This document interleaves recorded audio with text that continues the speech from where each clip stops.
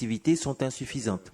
Cette doctrine est toujours d'actualité et toujours défendue par le Conseil territorial de Guyane.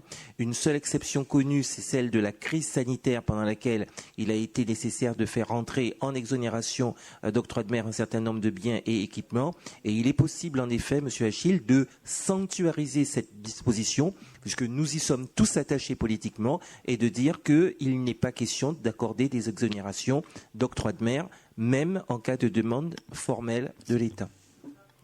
Alors, non, monsieur Achille, non. Attends, il y a quelqu'un avant toi. Non, on n'est pas venu là pour faire de dialogue. Je te donne la parole après.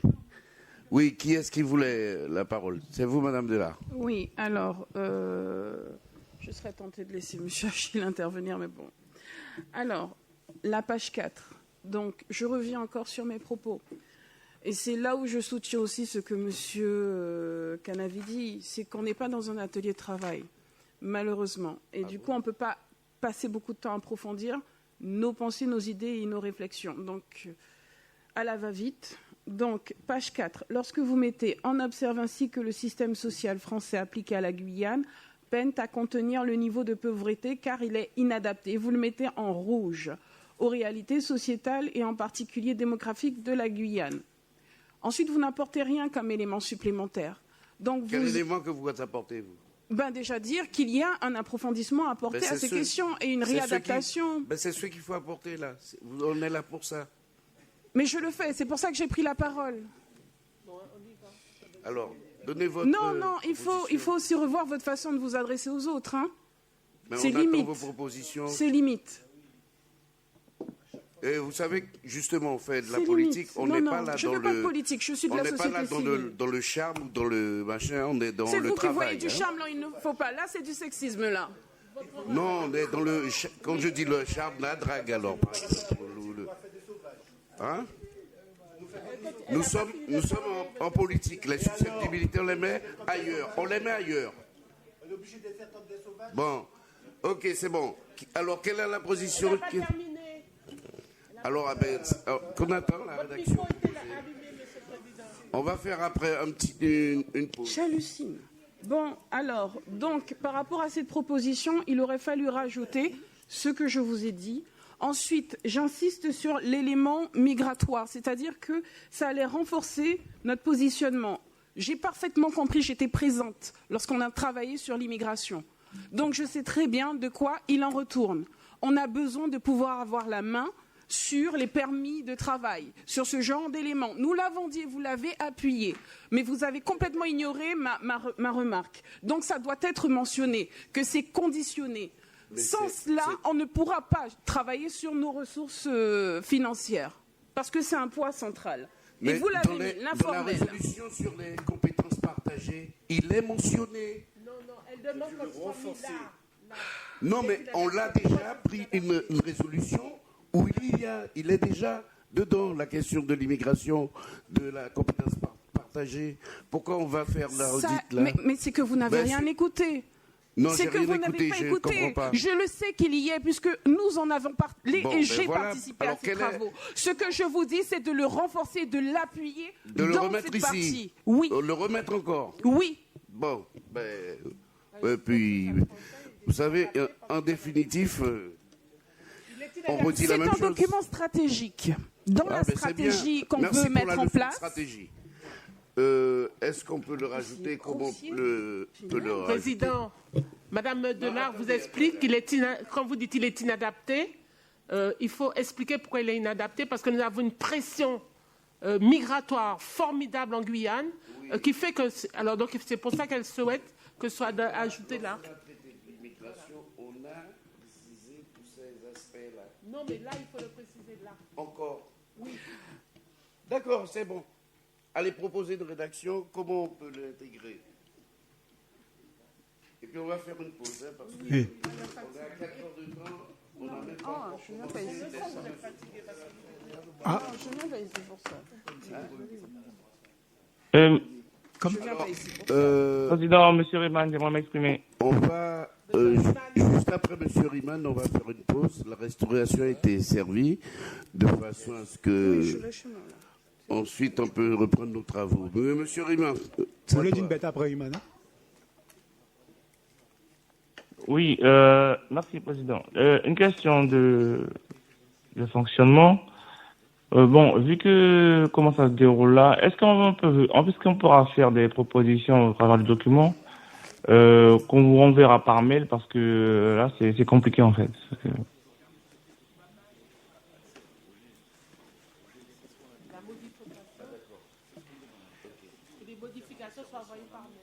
Exactement. C'est pourquoi on envoie les documents par mail. Et on demande, je sais qu'il y a une entité qui faisait ça très bien, parce qu'il nous renvoyait en rouge, avant il nous renvoyait en rouge les corrections qu'il voulait apporter au document. Donc on envoie le document à l'avance pour qu'en arrivant en ce moment, on ait déjà un aperçu de ce sur quoi on va corriger. Alors bon, après c'est bien de venir, et puis on est là à discuter d'une virgule, d'un mot, de la grammaire, de la syntaxe. On aurait pu le faire avant pour ne pas perdre de temps. Alors il y a monsieur... Excusez-moi, Président. Oui, Président. Oui, collègue. Oui, je ne comprends pas trop votre intervention, dans la mesure où je pose une question. Pourquoi? Parce que c'est pas toi que j'ai répondu. Excuse-moi. Non, je sais. Non, mais je comprends. Excuse-moi, c'est pas toi que j'ai répondu. Je précise mon propos. C'est qu'en fait, et c'est pour ça qu'en fait les réunions de travail sont extrêmement importantes. Parce que quand on envoie le document comme ça, une résolution, et il y a des choses, il y a des questionnements, il y a des remarques, des choses, et on ne peut pas le faire au travers de mails interchangés. C'est au travers des discussions, des débats, qu'on voit les questions et on voit le raisonnement qui a été porté au travers de la résolution. Et après, derrière nous, on est peut-être en accord ou pas, et on fait des contre-propositions. D'accord? C'est pour ça que moi, avant de vous envoyer des choses, je voulais comprendre le raisonnement qui était fait à différents points du document et pour quelles raisons. Maintenant, vous avez vu, j'ai fait une intervention, j'ai laissé tout le débat se faire, avoir un maximum d'éléments. Maintenant, j'ai entendu un certain nombre de choses. C'est pour ça que j'ai demandé, est-ce qu'on peut vous renvoyer des propositions par mail à l'issue de la réunion d'aujourd'hui, s'il vous plaît? C'est juste ça, ce qui me concerne. Tout à fait, monsieur le député. Sans problème. Merci, Président. Et on va essayer de... Alors, Eliane, c'est qui est-ce qui avait demandé ça? C'est monsieur Achille ou... Monsieur Romney.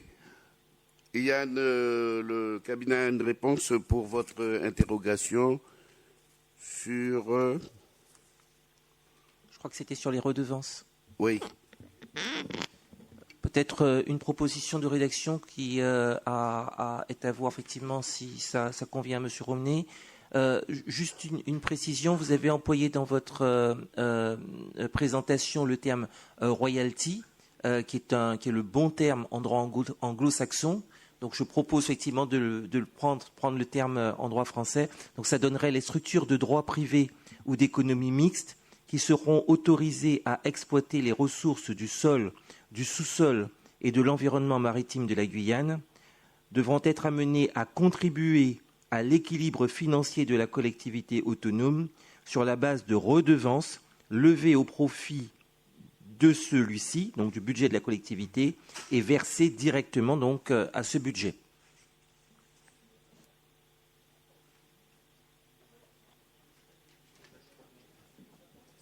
Alors, est-ce qu'on pourra avoir le document avec toutes ces modifications assez rapidement, s'il vous plaît? Merci.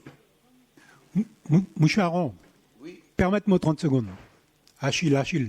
Oui, Mouchaché. Oui. Non, mon dégât tient à remercier M. Nilam. Monsieur les sanctuarisé, gel, exonération de l'octroi de mer en faveur de l'État français ou son officine. Bon, mais l'homme, c'est qu'à parler de la doctrine Antoine Karam. Dommage, mais c'est pas là. Hein? Mais c'est qu'attendez, mon mot a changé. Oui, mais nous avancer. Mais pour l'histoire, c'est important. Parce que la doctrine Karam, mon mot a changé, monsieur Karam, mais c'est exonéré pour le ministère de l'Intérieur français d'octroi de mer les bombes à gaz lacrymogène. Et puis à nous Guyanais, militants guyanais qui étaient en face, qui étaient carousoués, gaz lacrymogène détaxé. Ça, la doctrine Karam. Donc, il y a un discours politique et puis il y a une action. Et ça a l'histoire et ça a des faits. Donc, à simplement ça, moi, les préciser pour nous toutes à même niveau d'information. D'accord. Ok, pas de problème. Antoine Palam ou pas photo. Bon, ce que je propose, c'est qu'on fasse une pause, manger, d'accord? Donc, si on veut, par contre, je redis encore, ce document avec les remarques que vous avez faites sera amendé, vous renvoyez, d'accord, avant d'arriver, et il est prévu qu'on se voit encore une autre fois dans un autre compil, d'accord? Donc, ce qui est intéressant, c'est que, allez, on arrive au bout à terme de notre travail. Je sais que même moi-même de temps, moi un peu fatigué, ça qui fait 21e copie là, mais il faut nous arriver qu'un document, côté nous pas qu'à rouvrir, d'un seul coup, on l'a qui même déjà voté par le Congrès. Quelle est l'utilité? Bon, alors maintenant, il restait ça, 3. C'était la tâche que nous avait confié le Congrès de revoir notre copie. On est en train de le corriger, on finalise tout ça et on revient vers vous.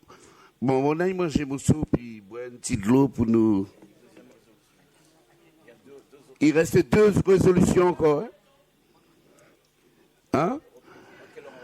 On se donne quoi? 20 minutes? 20 minutes. Ouais. Ouais. Ah non. Une demi-heure maximum. 13 heures. Je viens là pour des concours de syntaxe, pour des points-virgules, pour des discours sur la méthode. Mais tu connais ça depuis des années. Mais mon vieux, ça. Les vieux militants que tu des es gens à la qui T'as fait comme une déclaration sexiste sur les femmes. Mais je ne suis pas là pour faire du chat, moi. Elle est partie en disant quand même. Non, il est balancé. Balancer mon C'est poids. bon. Ton cochon bois. Elle va balancer son cochon bois. Non, il ne faut pas venir draguer, il ne faut pas venir faire sentiment non politique. Nous, là, on fait sentiment non politique, il ne faut pas la faire.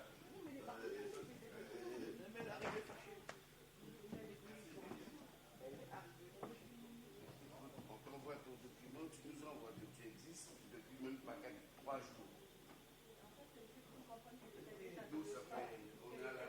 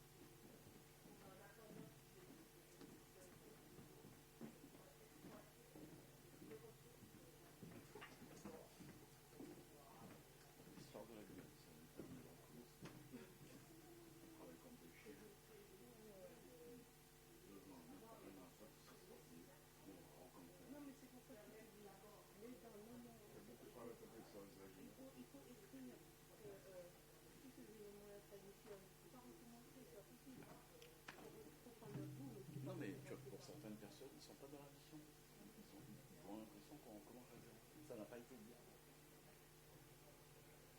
Totalement, je sais qu'entre celui qui est là, qui a plus d'éléments, d'ailleurs, qui est là, avec le là, au fond, c'était son travail de dire attendez, lisez, ce travail-là, on l'a fait. En 2017, Non seulement lisez, et puis proposez. il y avait 700 personnes qui se sont mises, et on a fait des ateliers, on a fait tout ça. Tout ça, c'est oublié, c'est oublié. Non, mais il a dit, au fond, c'est son travail. Les gens qui ont participé à la réunion, ils vont retenir d'Antoine qu'il a exonéré les gens.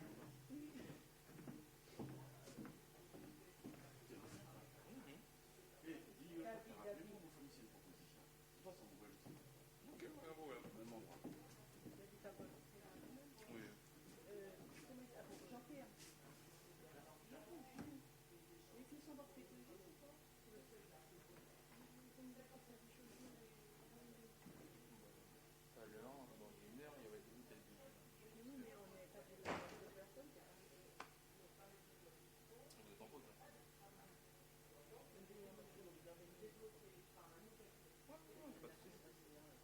Il n'y a plus personne dans notre dos là.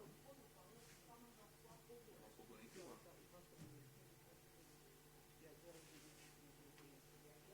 accepté. Ok, pas de problème. Tu attends de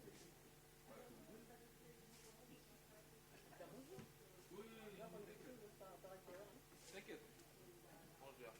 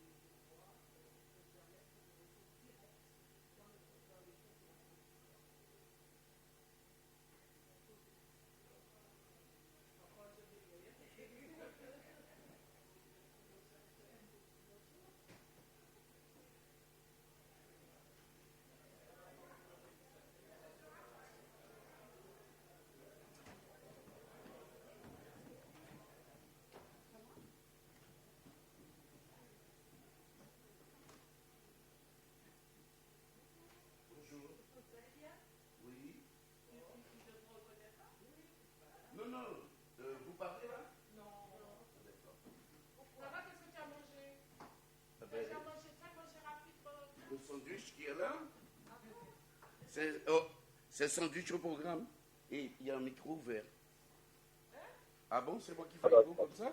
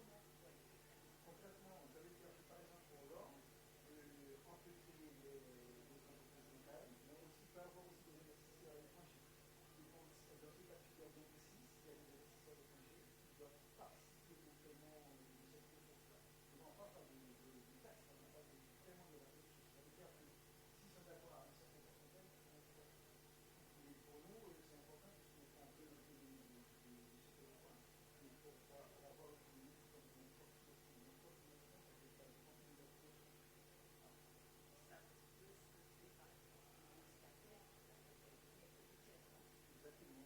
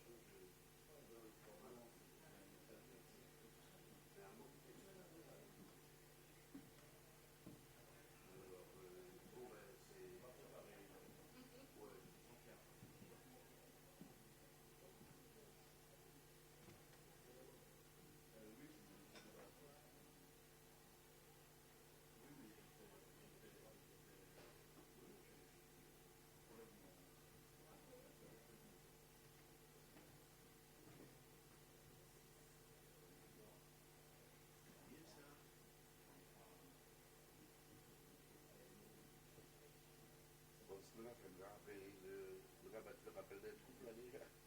Il y en a déjà hier. Si, c'est comme ça, il va déjà. 7 minutes.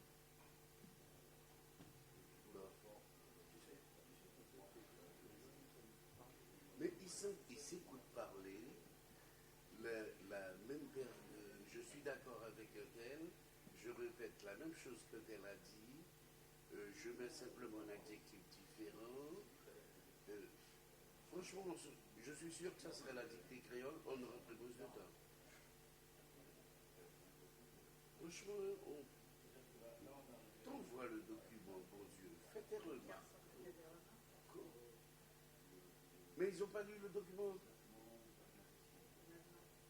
On revient sur un truc sur les trucs de l'Europe. On a fait 3 compiles sur l'Europe.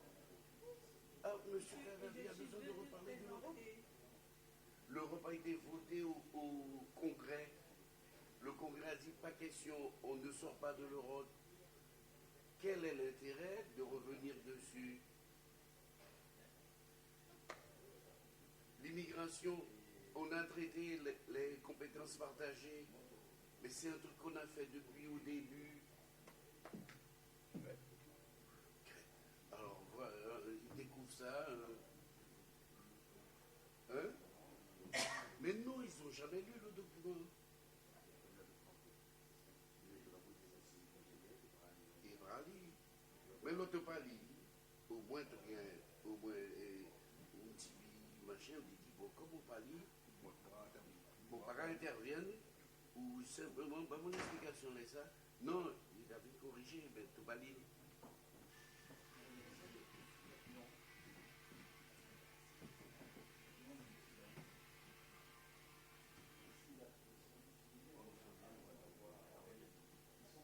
Avec une copine, mais c'est le Congrès qui décide, hein. C'est pas le copine. Hein.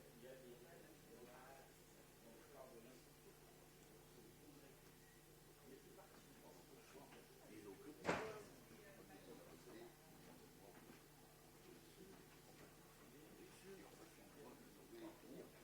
L'Assemblée plénière.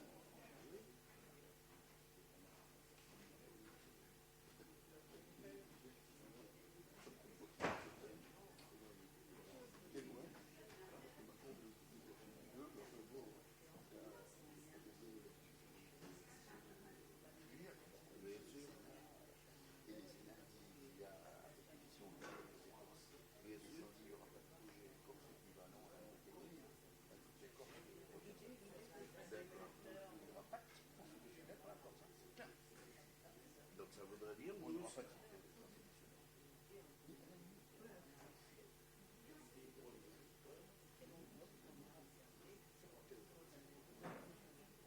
L'idée, c'est de mettre dans le programme je ne pense pas que c'est que les faire dans la tête. Donc voilà. Sauf si c'est du 100%. D'ailleurs, un PSA, c'est recadré. Par exemple, en 1900, l'acte pour qu'il y ait 1900, il a fallu mobiliser 100. C'est vraiment ça le sujet. Il n'y a pas de complicité. On me demande des définitions, mais je n'ai pas. C'est ça la règle du jeu. En fait, c'est ça. Travaillons la règle du jeu.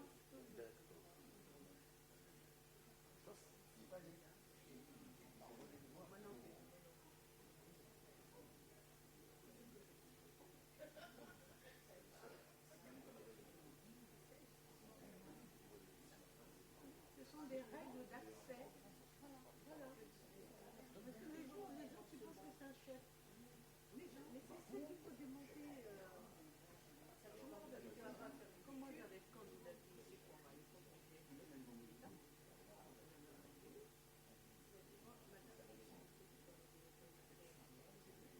écoutez, je prenais la demande de tout le monde de la vie, ce sera vous, voici la vie, et les gens passent sur le bois. Ils n'ont rien à donner. J'ai dit non, c'est pas possible, on n'a pas la culture. On a des types de tribunaux. Et même chez nous, il y a beaucoup de grosses sociétés, etc. Nous avons des porteurs de projets comme ça. Il y a des exigences, il faut donner ça. Il y a des factures, il y a des dépenses qui sont exigibles. Tu ne peux pas tout mettre.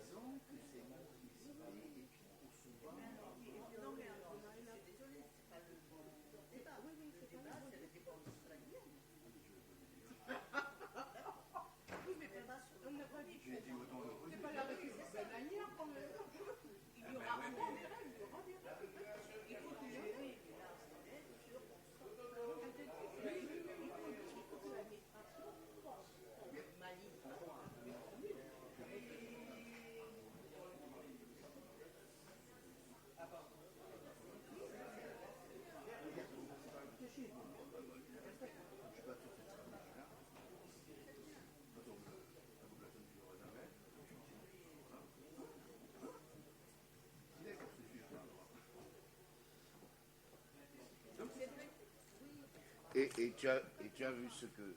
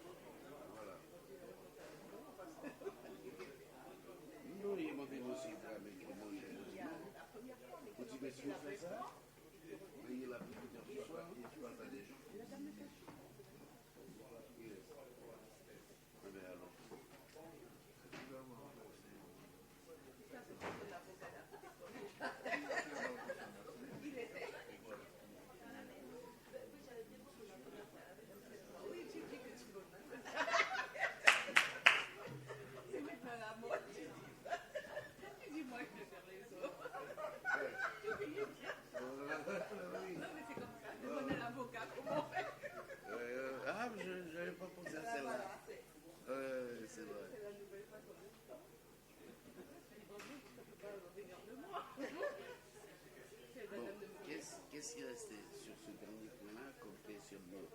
Rien. Rien? Ah oui. Non, la vraie dit, ouais, mais on n'avait pas fini. Non, ce projet, tu dois rappeler. Bon, je l'ai fini, moi, rappelé donc la mécanique constitutionnelle, mais là, on est en train de situer sur des trucs, sur des trucs d'organisation. Le projet de loi organique, il va être, voilà, tout le monde va retenir. Il va être écrit. Il va être écrit. C'est ça. Déjà, le premier écrit, c'est bien de réforme de la Constitution. Il n'est pas encore gagné. C'est de le rappeler. Il n'est pas encore gagné. Une étape. C'est une étape de concertation. Et la loi organique, elle va être nécessairement. C'est vrai que non, mais il faut y comprendre. ma chère, incendier nous l'ont dit ça.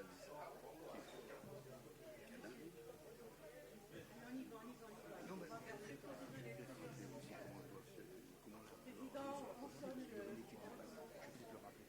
ça va régler le problème avec le monde économique, parce que dans l'étude c'est obligatoire, c'est complètement prévu que tu as effectivement un audit de tous les effets, les dispositions qui seront prises par toutes les personnes, particuliers, entreprises, etc. Donc il y aura nécessairement une lecture, tu vois, que bon, les gens vont intégrer. Le gouvernement n'ira jamais dans un truc comme ça, comme des billes sont... Exactement. Puisqu'il y aura le Conseil d'État qui va s'en aller. Non, ouais, tu vas... Oui. Je te passe la parole sur ça pour mettre tout le monde d'accord.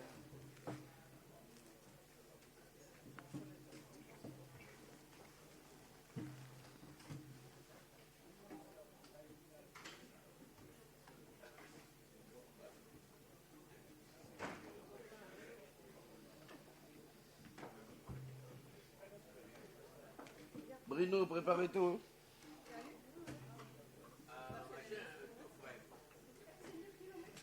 Mato qui est rapporteur.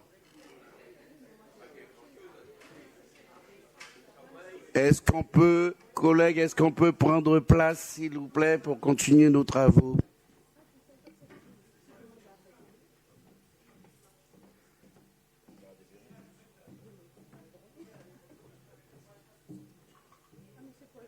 Et Jean-Bernard, il est où?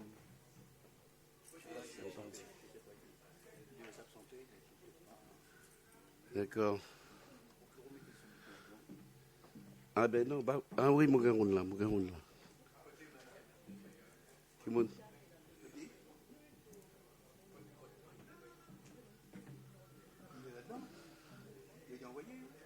Comment tu vas voir là dans ton document? À toi qui est rapporteur, tu vas voir?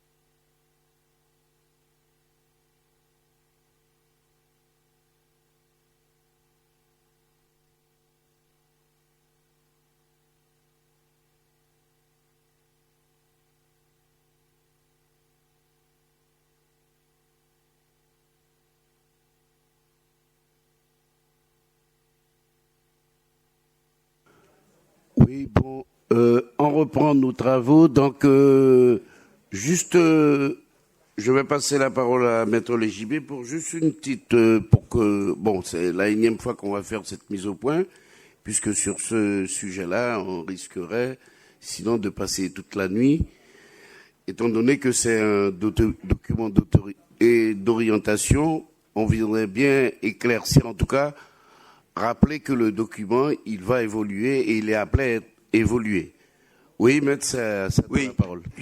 Juste, enfin, pour préciser, en fait, là, on est en un point d'étape, c'est un document d'orientation, mais en fait, le véritable, il y aura 2 étapes.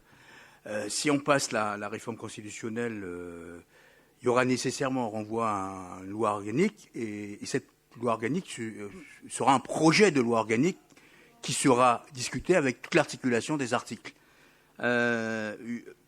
Pour une précision importante pour l'ensemble, effectivement, des personnes, y compris le domaine, le milieu économique, c'est que le projet, en tout état de cause de loi, comme vous avez une loi organique qui définit en fait le contenu de chaque projet de loi, et y compris le projet de loi organique, qui va être effectivement, qui nous concerne, il y a nécessairement une étude d'impact. Et l'étude d'impact, accompagnant un projet de loi, et le projet de loi organique, est obligatoirement, parce qu'il est précisé par l'article 8 de la loi organique du 15 avril 2009, qui prévoit en fait ce que doit contenir par transparence les lois, les projets de loi, les évaluations, je vous lis, les conséquences économiques et financières, sociales et gouvernementales, ainsi que les coûts et bénéfices financiers, évaluation sur l'emploi public.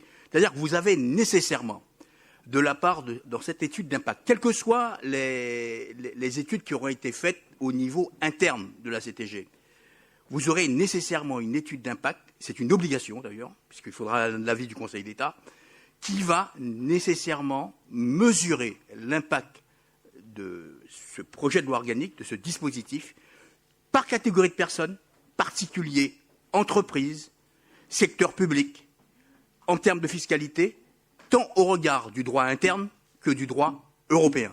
Voilà, c'était cette précision que je voulais apporter. Donc il n'y aura pas de surprise en l'occurrence. Et c'est une condition, effectivement, de recevabilité de la loi. Sinon, elle est inconstitutionnelle. Merci, Maître Lingibé. Donc, on va passer au deuxième point de l'ordre du jour, qui concerne la résolution relative au Sénat coutumier des populations bouchidengue. Donc, pour l'introduction, c'est l'AMO Jean-Pierre Aron qui présente. Oui, avant de passer la parole avant que la parole soit donnée plutôt à M. Bruno Apouillou, je rappelle que le COPIL avait déjà instruit est validé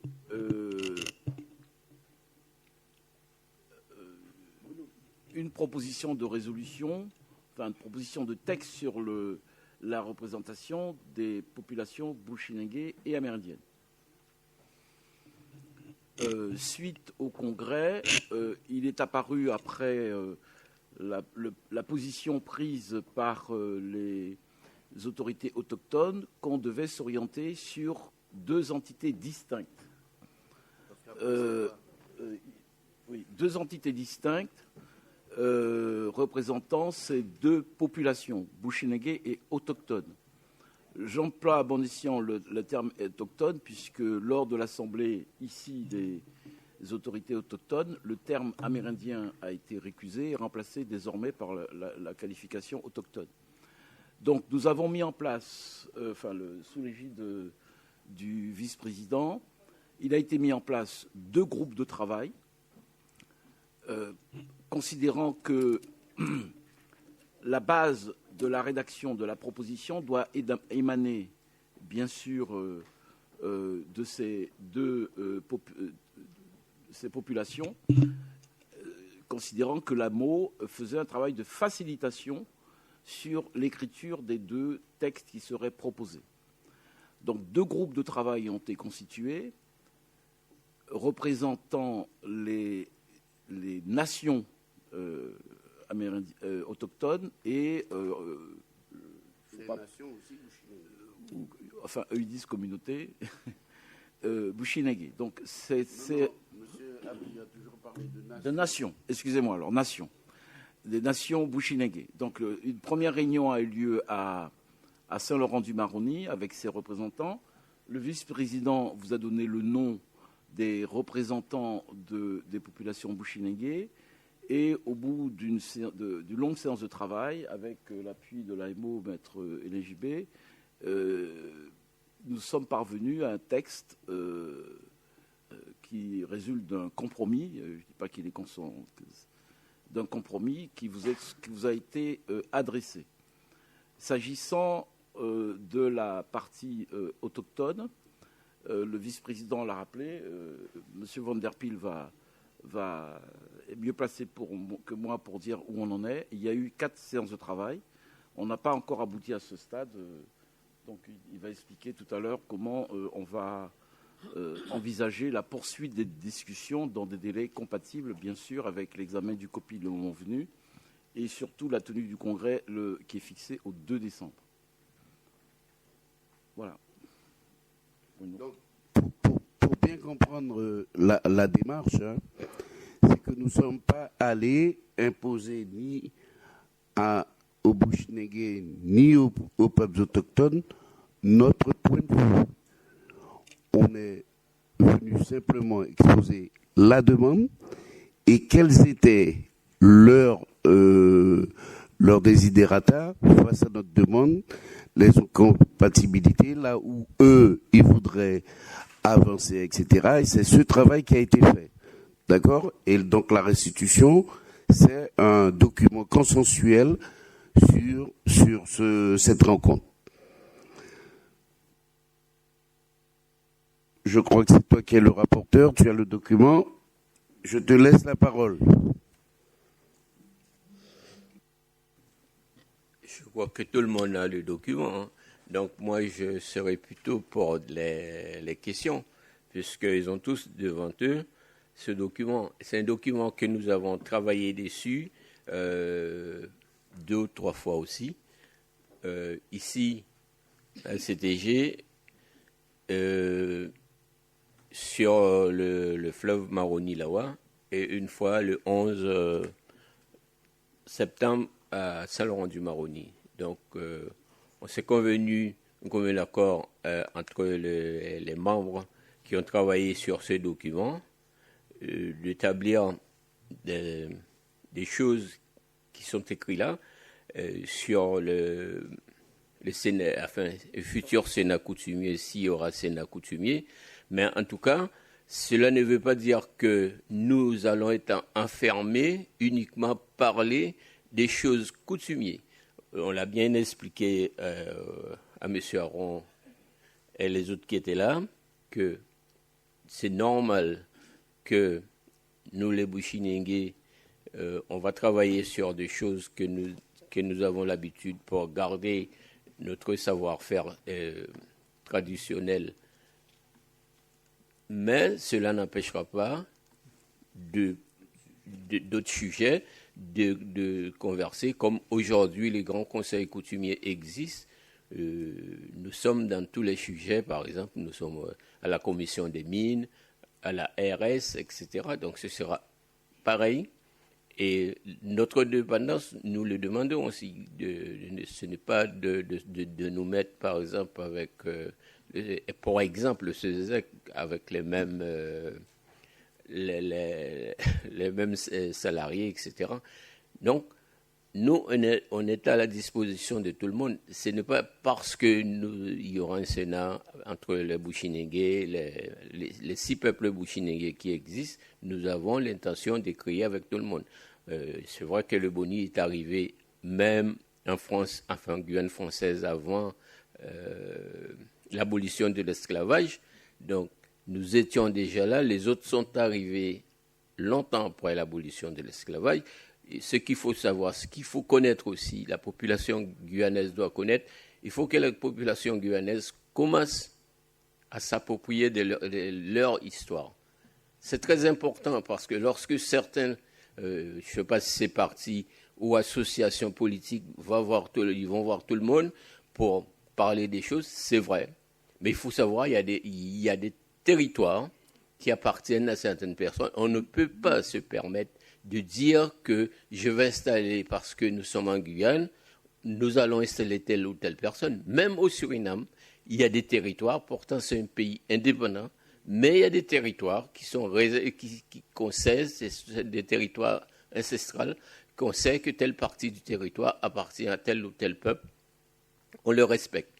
Donc, pour le bien et pour l'avenir de la Guyane, il faut respecter tout cela. D'ailleurs, nous avons partagé tout ça avec les 2 Arons pour parler de tout ça. Donc, dernièrement, nous avons encore apporté des corrections. C'est vrai, en matière de politique, une partie politique ne regarde pas si je viens de là ou de là.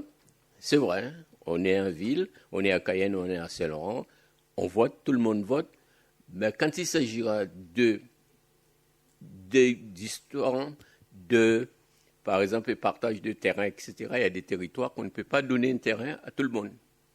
Il faut les respecter. Ça, c'est comme ça. Même chez nous, avec les Amérindiens, il y a des territoires qu'on respecte. Nous avons des territoires ensemble, avec les Wayana, des Ducs, etc., mais il y a des territoires qu'on dit, ce territoire-là, c'est comme ça. Je prends le cas de Suriname. Lors du partage des îles, par exemple les îles partie frontière Paramaka, ces îles-là étaient habitées d'abord par les Boni. On nous a demandé des suggestions, nous avons fait des suggestions que ces îles-là ils n'ont pas le droit de travailler de l'or là-dessus, même si aujourd'hui c'est les Paramaka qui habitent là, mais avant eux, les Boni avaient habité là. Donc ces territoires, ce sont des territoires, c'est pareil pour Grand Sentier. Grand Sentier est habité par la population Djouka sur territoire Boni. Donc ce sont des choses que nous avons bien définies pour que nous continuions à vivre en paix comme on vit maintenant.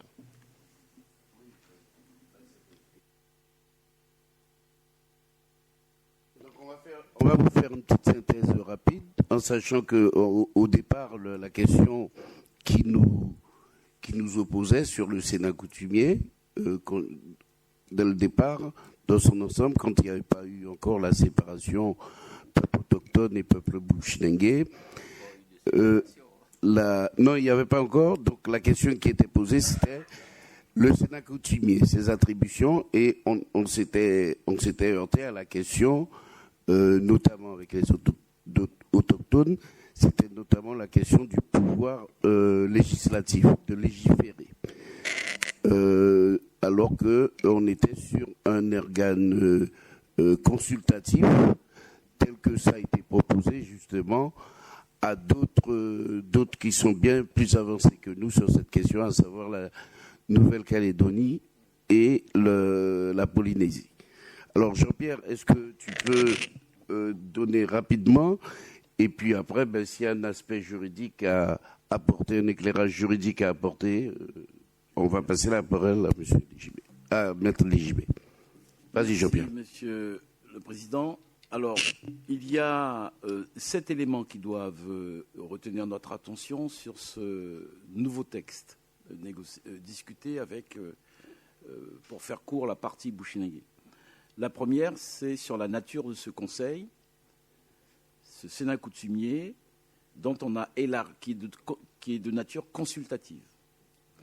Toutefois, sur un plan global, cette consultation a été élargie, améliorée, puisque le Sénat est consulté d'une manière générale sur les questions intéressant l'environnement, le cadre de vie, les activités culturelles et l'identité des populations. Ce qui a été rajouté, c'est les signes identitaires, le régime des terres ancestrales et coutumières, c'est plutôt coutumières dans le cadre des populations Bouchingué, on va l'enlever, ancestrales, et la définition, M. Apouyou vient d'en parler, ce qui s'appliquera aussi, c'est la définition des baux destinés à régir les relations entre les populations Bouchingué et exploitants sur les terres. Ça veut dire que quand il y a une décision d'investissement sur les terres qui ont fait l'objet de baux attribués à des populations Bouchingué, là, ça sera discuté. Maintenant, cette consultation est déclenchée par qui ? Elle peut être déclenchée par le représentant de l'État, le président de la collectivité autonome. Elle peut être aussi déclenchée par l'Assemblée de Guyane, l'Assemblée autonome. Elle peut être déclenchée aussi par le Conseil économique, social et environnemental. Et puis, on a mis en place ce qui est nouveau aussi au titre de ce deuxième élément, la consultation, la saisine, c'est qu'on a mis un mécanisme, puisqu'il a été question de savoir comment se fait le consentement. Donc, est-ce que ce consentement doit être éclairé ? Est-ce que l'avis doit être conforme ? Donc, il a été mis un mécanisme de navette, comme dans certaines assemblées, ça veut dire vous êtes saisi, vous donnez votre avis, et si l'avis ne correspond pas à la décision initiale, on met en place une commission mixte pour faire évoluer l'avis, sachant que l'Assemblée de Guyane aura le dernier mot. Le troisième élément, c'est la possibilité aussi du Sénat coutumier de s'auto-saisir sur un certain nombre de sujets. Donc, ce Sénat a besoin de données pour alimenter sa réflexion. Donc, il pourra s'auto-saisir sur des études ou tout projet et ils ont clairement indiqué que dans le Sénat coutumier, que dans le texte figure la rédaction de cette charte fondamentale auquel ils tiennent sur le droit coutumier qui n'est toujours pas écrit. Donc avancer sur ce droit coutumier. Donc ils pourront s'autosaisir là-dessus et pour ça ils disposeront de moyens mis à leur disposition pour rédiger cette charte.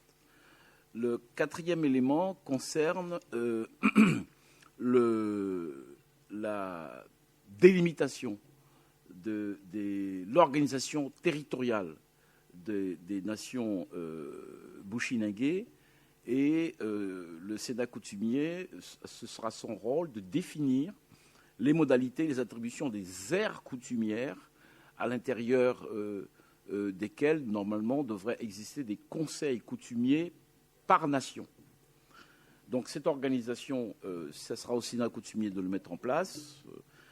Et le sixième élément concerne, il l'a dit, la possibilité, c'était déjà une possibilité avec le Grand Conseil, mais que le Sénat coutumier puisse disposer de représentation dans les organismes extérieurs de la collectivité. On a parlé des mines, mais il y en a d'autres. Enfin, sur les collaborations, alors Ils disposeront, on l'a dit, d'une organisation distincte. Ils ne disposeront pas de la personnalité morale puisqu'ils seront placés auprès de la collectivité autonome, mais pour autant, ils disposeront d'une organisation de fonctionnement avec un budget dédié et des modalités de coopération, des mécanismes de collaboration avec l'autre. Il était proposé association avec le CCSEG, mais la proposition faite par le groupe de travail a été dire non, modalité de collaboration avec le CCSEG. Je termine en disant que le préambule a été réécrit par un groupe de travail dirigé par M. Jean Moumou. Ils ont souhaité recadrer l'historique, la place, et justifier surtout la nécessité pour que les populations bushinengue disposent d'une représentation dans le cadre d'un conseil consultatif, en l'occurrence, auprès de la collectivité. Donc ça a été réécrit, c'est la rédaction qui est de la première partie du document.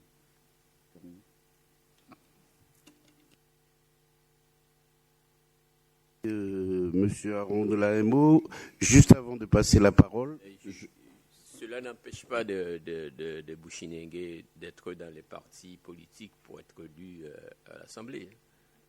Non, on l'a bien compris. Sénat coutumier, c'est autre chose, mais nullement question que parce que si jamais il y a Sénat coutumier, on va s'arrêter là et dire que... Non, pas du tout. On est bien d'accord. Juste avant de passer la parole, j'ai bien vu qu'il y a des mains qui se sont déjà levées. Un éclairage sur l'aspect juridique, M. Lingibé, concernant ce Sénat coutumier, pour voir comment on a dû le retoquer pour être en adéquation avec le Conseil d'État. Alors, oui, avec la Constitution et le Conseil d'État, puisque le Conseil d'État a déjà donné des avis sur cette question concernant, puisque la seule référence qu'on a en fait sur le droit coutumier à l'intérieur du droit français, c'est reconnu, c'est la Nouvelle-Calédonie. Sachant que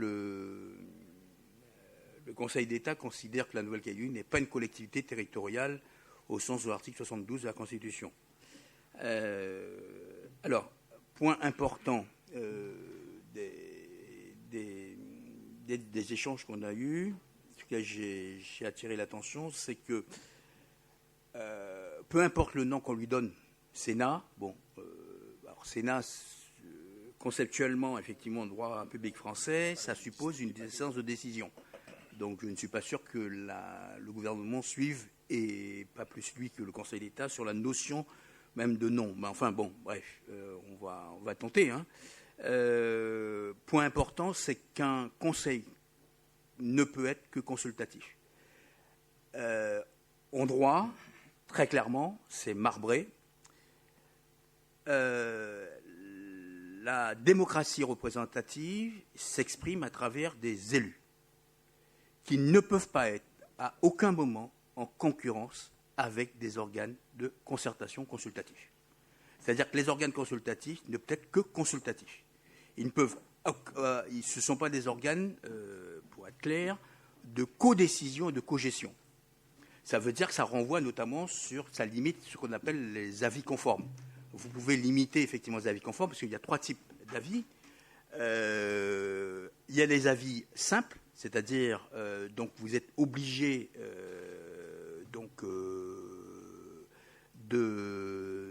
vous avez la possibilité de consulter l'organe consultatif, mais ce n'est pas une obligation.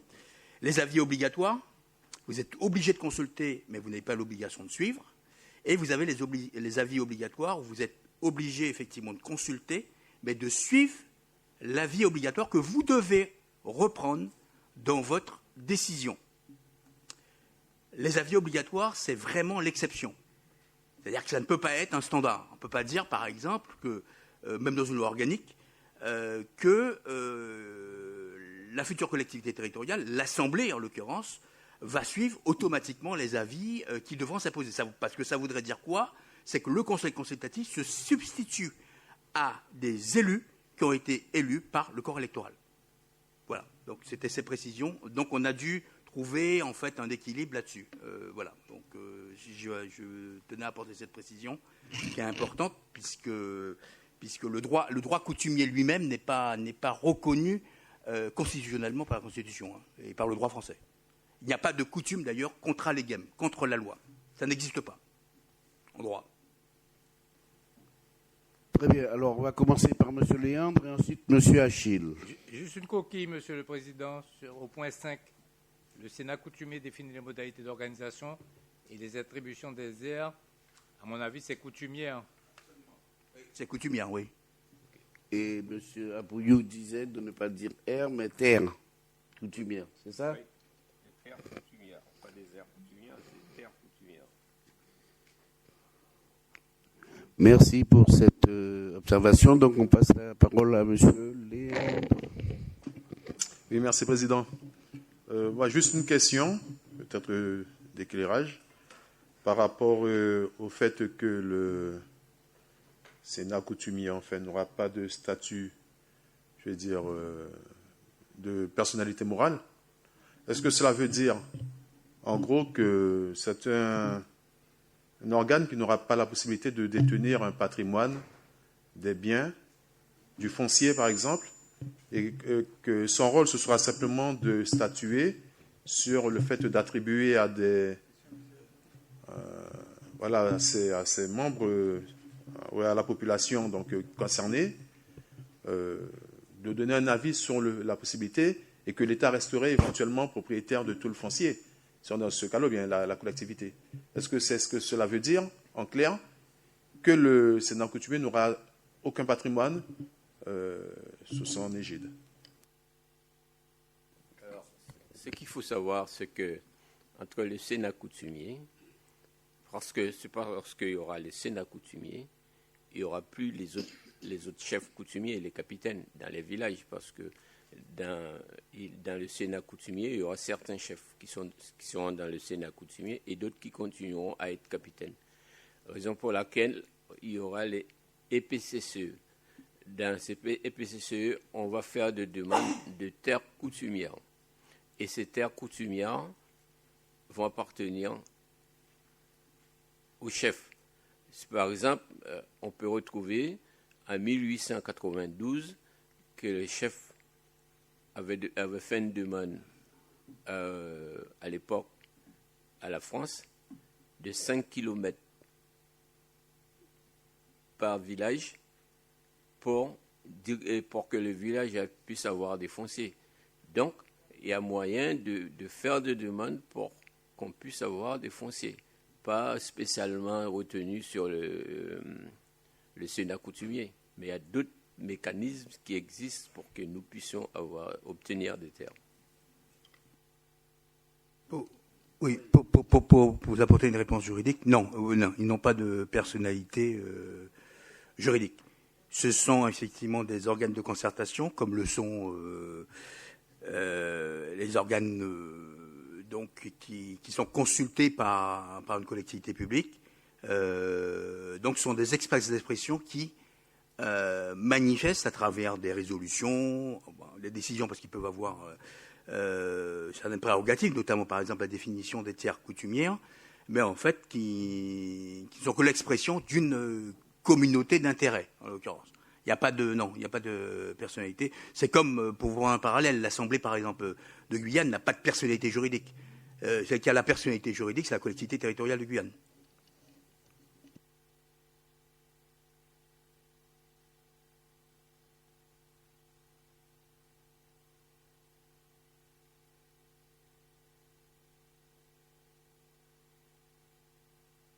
Alors, sur le premier aspect de la question de M. Léandre, Maître Particulier JB a répondu. Sur le deuxième aspect, le patrimoine, cette question a été évoquée dans le cadre de notre résolution, pour mémoire, sur la question du patrimoine foncier guyanais.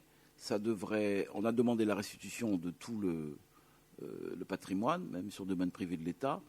Et normalement, ce patrimoine a vocation à être réglé, ses attributions, son exploitation, par la collectivité autonome, et on avait même évoqué dans le texte la constitution d'un établissement public foncier guyanais sur un peu le modèle de la DRAF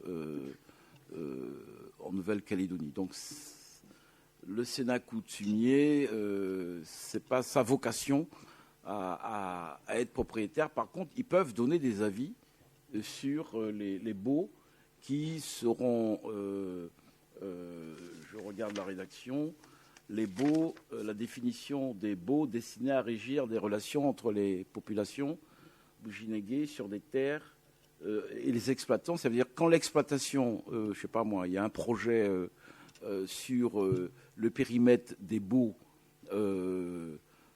qui sont sur les terres coutumières bouchinéguées, là le Sénat coutumier peut s'exprimer. Je termine pour dire que pour le moment, nous fonctionnons pas avec de l'attribution de foncier, mais ce sont des SDUC. Il ne faut pas qu'on oublie ça, même au niveau de la communauté amérindienne. Ce sont des SDUC, des zones de droit d'usage. En clair, vous n'êtes pas propriétaire. Très bien. Alors, M. Achille, ensuite, Mme Douzin. Moi, je pense que ça sujet un sujet qui est extrêmement important pour nous. Et nous peut-être par rapport en conscience, mais nous avons un devoir vis-à-vis du reste de l'humanité, pour la République du Suriname, d'y mettre en avant un processus historique qui permet certains de nos compatriotes sortir de la barbarie puis aller vers la civilisation. Et je-là, nous devons gagner sa responsabilité d'y protéger sa héritage, sa patrimoine pour l'ensemble de l'humanité. Ça y est qu'appelé nation marronne, il pas gagné ça beaucoup encore en dehors du Suriname qui dit la Guyane, qui reprend l'organisation sociale qui était gagnée en Afrique. Et je dois nous devoir à dire protéger sa bagage. L'homme Mouchelin Jibek a dit que la France a reconnaît le droit coutumier qui en Kanaki. Bon, excusez-moi corriger là, mais moi je pense qu'à Wallis et Futuna, ces autorités coutumières, il y a encore plus de pouvoir qui en Kanaki. C'est une correction. Donc ça veut dire qu'il faut nous aller dans nos propositions à l'offensive dans sa bagage. Et nous pouvons faire pas pour nous Runso, mais comme on dit, pour l'ensemble de l'humanité. Parce que nous ne pouvons pas rendre nous compte, mais historiquement, c'est extraordinaire en termes de richesse qu'il a Guyane gagne ça. Tout gain des Africains qui viennent Cayenne, là il y a des cérémonies à Loukou ou Djouka ou Saramaka, il y a dit en dans les grands villes, il y a pas ça, faut y aller juste dans le village reculé pour y continuer ça. Et pour que ça nous a dit ça. À sous-affaires consultatif. Mais t'as difficile d'y parler et puis d'y tendre murmure. Mais quand même, ça fait moi changer une bête. L'homme était capable de dire Wallis et Futuna, moi était capable oublier l'île comorienne de Mayotte, qui est les juridictions des cadifs, qui y a aussi gain outre mesure par rapport à la norme de la République française. Donc il y a des bagages pour l'humanité. Il faut nous sortir du cadre franco-français. Moi, un exemple, je là, si il y a des populations dans nos jeunesse qui est extrêmement fragile et qui est extrêmement vulnérable à sa population qui a émané de sa culture. Pour qui ça? Parce que sa représentation coutumière fragilisée. Il y a une bagage nous toutes pouvaient faire là. Ça fait passer 10 ans qu'il n'y a pas un grand-mant à Loukou en Guyane. Depuis disparition grand-mant Joachim et depuis disparition grand-mant Doudou. Il est arrivé par la voie traditionnelle, consensuelle, désigner un grand-mant. Mais t'as qu'à tarder pour introniser. Et coup, quand c'est à l'Oukoua, un pouvoir pyramidal, hiérarchie, une autorité incontestable et incontestée, là nous gagnons officiellement, sacrement, nous gagnons position ferme et définitive, les autorités coutumières. Donc nous tout qui là, nous gagnons une voix pour faire en sorte qu'ils sacrement introniser officiellement le plus rapidement possible. Et après ça, on dit qui, à l'instar de Wallis et Futuna, à l'instar de l'île comorienne de Mayotte, il y a moyen que les autorités coutumières guyanaises, par rapport à dette nous gagnons vis-à-vis de l'humanité, d'y préserver ça, y aller au-delà du consultatif. Par exemple, tous les actes de la vie civile, mariage, divorce, baptême, séparation, les autorités coutumières peuvent prévalider avant qui l'autorité en droit positif confirme. Pour les conflits ou les contentieux commerciaux, l'autorité coutumière peut valider avant que l'autorité positive confirme. Et sur des problèmes de fond, parce que faut nous fonctionnement en conformité que la réalité. La France, qu'a dit nous qui la polygamie illégale.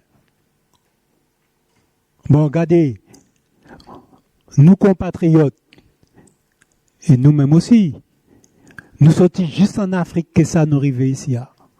Et je là, tu as une fait. La polygamie a une fait sur sa territoire.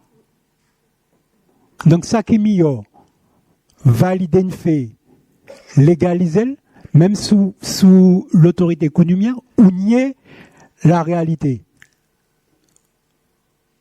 Et faut nous poser toute sa question, parce que effectivement, et nous relations que la France a une problématique d'ordre civilisationnel. Et à sous sa question, faut nous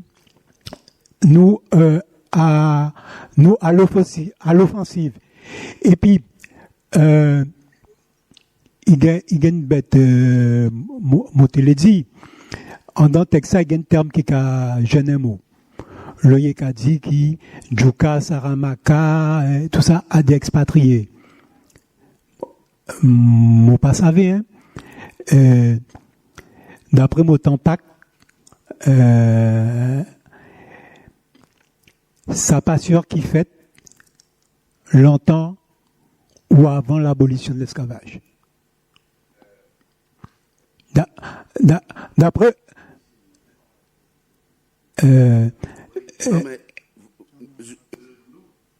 Mon fini. Parce qu'il ne faut pas oublier qu'il nous fait sa concertation, qu'il est bouche d'un gué, il était à 6, hein. Ça veut dire, il y a qui bénère dans le débat, ça y est, les. D'accord? Juste pour répondre à M. Achille au sujet de Tampac. M. Achille, il ne faut pas faire le raccourci de l'histoire. D'accord? Après ça, moi toujours dit que nous devons apprendre nos histoires. Tant que nous pouvons connaître nos histoires en Guyane, nous pouvons dire un peu de tout à sous nos histoires. Parce que Tampac, c'est lors de canotage, lors de la découverte de l'or, il est demandé le gouvernement Boni et il est autorisation, il est fait, c'est ça en ville parce que c'est Boni a été travaillé, Boni du Cap a travaillé à le Maroni parce que ça à un moment c'était le popé de l'or. Tout le monde a travaillé là, tout partout. À cause ça, il est fait, ça m'a venu Mana, travail, tu peux demander moucher la moraille qui raconte, parce que ça m'a pas une histoire en l'air, une histoire nous allait juste un pays ça m'a devant c'est ça m'a dit un peu de n'importe quoi, nous parler d'Isaveta. Ça qui pas connaître son histoire, pas connaître lui. C'est de la même manière qui est nommé premier capitaine, Sarambaka est nommé capitaine, c'est pas l'accord du grand Mandé Boni. D'accord? C'est même manière au palais du grand man, mais à autres fautes, tout ça qui a passé là, à autres fautes, qui est histoire de grand man, à autres fautes qui a fait.